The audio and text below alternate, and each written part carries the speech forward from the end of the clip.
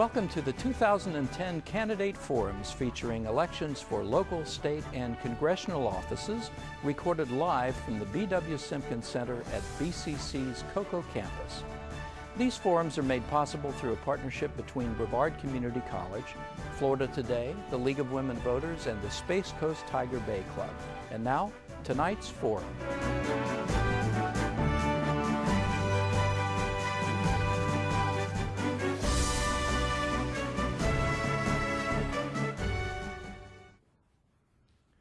Good evening and welcome to this, the fifth in a series of candidate forums here in the B.W. Simpkins Fine Arts Auditorium at Brevard Community College's Cocoa campus. I'm J.B. Comp, President-elect of Tiger Bay Club, and we're in partnership with BCC, Florida Today, and the Space Coast League of Women Voters to bring you these informative discussions. Tonight we'll be featuring the three candidates for District 24 Florida State Senate. And before I introduce you to the candidates, let me explain the format for tonight's forum.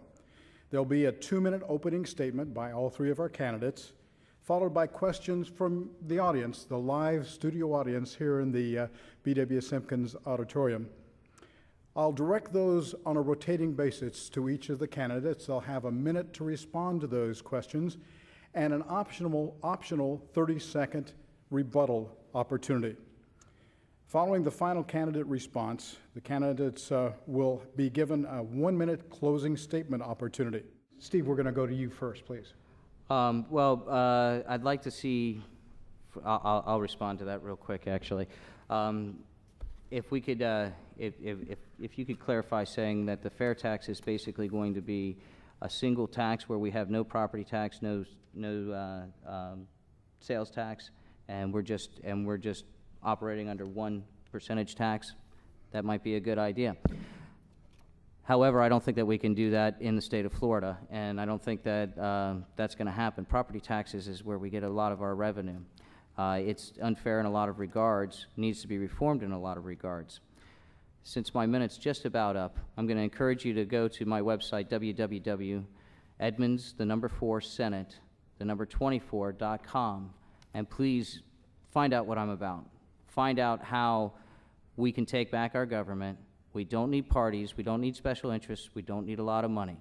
You have a choice. You can run your government, or it can run you. Senator?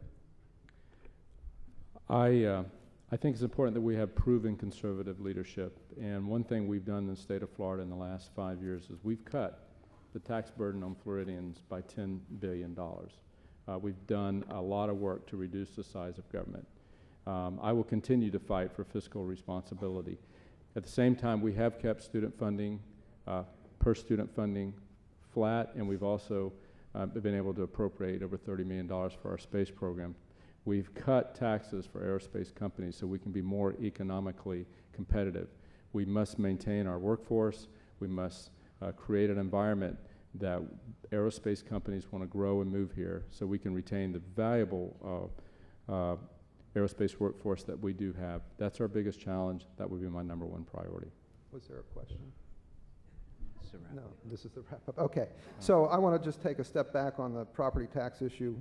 Senator Altman has found a lot of creative ways to expand the size of government here in the state of Florida, and I'm deeply concerned when he talks about abolishing property taxes, that what he's really trying to say is let's take that revenue out of the local communities and bring it back to the state.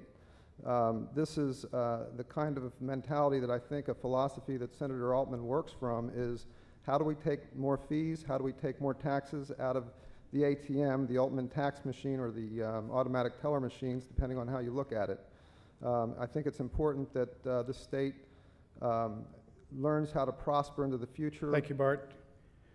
Ladies and gentlemen, let's have a round of applause for these three candidates who did a wonderful job tonight.